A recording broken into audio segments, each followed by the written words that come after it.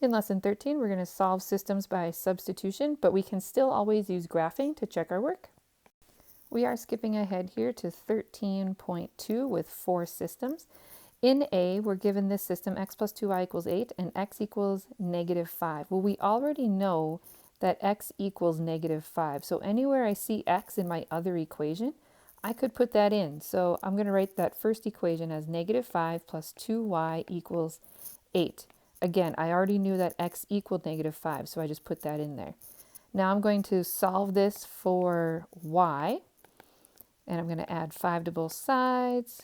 2y equals 13. Divide both sides by 2. I get y equals 6 and a half. And so now I know that if x equals negative 5 and y equals 6 and a half, that's what makes this system true.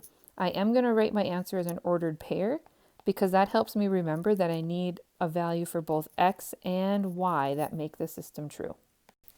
In B, they're telling us that y equals negative 1 in the second equation, so I can put that in there for y, or substitute it in.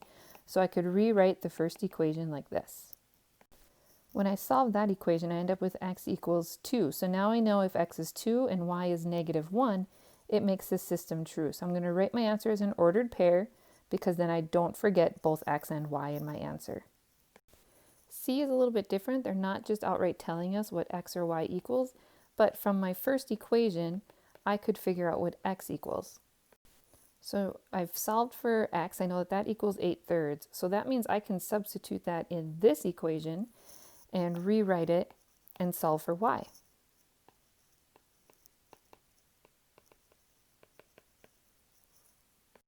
So once I've solved this for y, now I have an answer for both x and y. So I'm going to write it as an ordered pair, that if x equals 8/3 and y equals 7, that's what makes the equation, or the system of equations, true.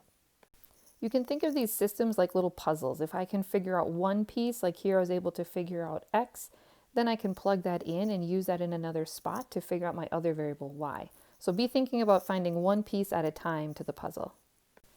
So in D, I'm looking at what I can figure out first. And from the second equation, I could figure out what y is. And it might be pretty simple here. I could figure out that y equals 8.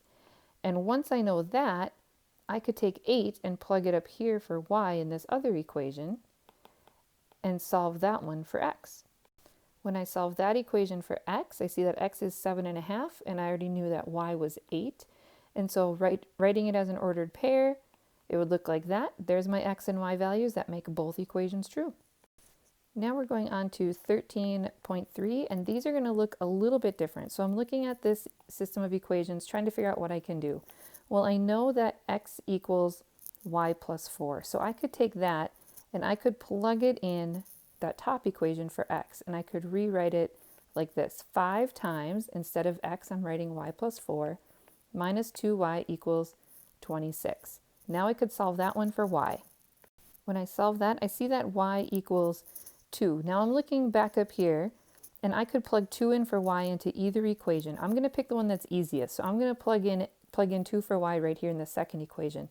So if y is 2, that would be 2 plus 4 equals x. So then I know that x equals 6.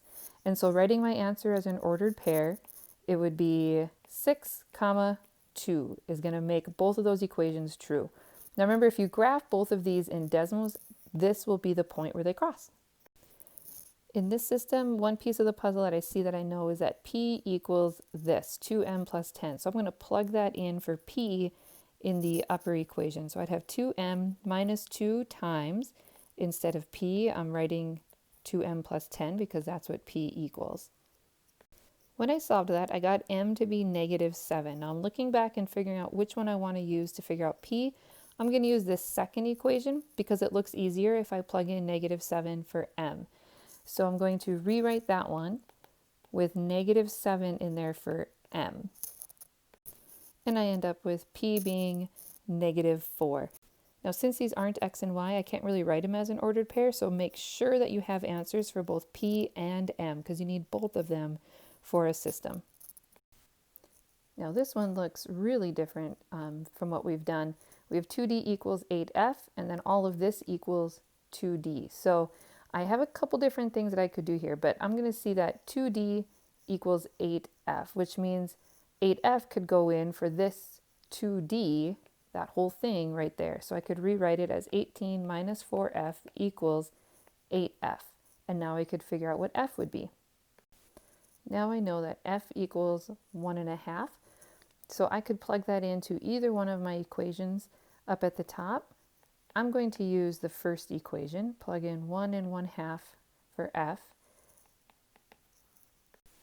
and I end up with D equals 6. Again, we can't really write this one as an ordered pair, so make sure you have answers for both D and F. In this one, I'm going to take what Z equals, I'm going to plug it in there for Z, and so I end up with this that I can now solve for W. I got this far solving this equation, and those sevenths fractions are just not real fun to deal with. So I'm going to multiply the entire equation on both sides by 7. And using the distributive property, on the left side, I would end up with this, and on the right side, I'd end up with 28. So now this is a much easier equation to solve. So I end up with W equals 3. And I'm looking back up here and deciding which equation I want to use to figure out Z. I'm going to use the second one. There's no fractions there. It looks like it's going to be a little bit easier. And so I'm going to fill in my 3 for W, and I would end up with Z equals 7. And again, we can't write these as an ordered pair, so I'll just leave them as both W and Z. All right, guys, nice job solving systems of equations. I just wanted to remind you that your lesson summary has a really good example for working through substitution when solving equations. But I just want you to remember that it's like a puzzle. Try to find one piece that can lead you to the next piece. And if you make mistakes, that's okay. Just try something else. All right, guys, nice job.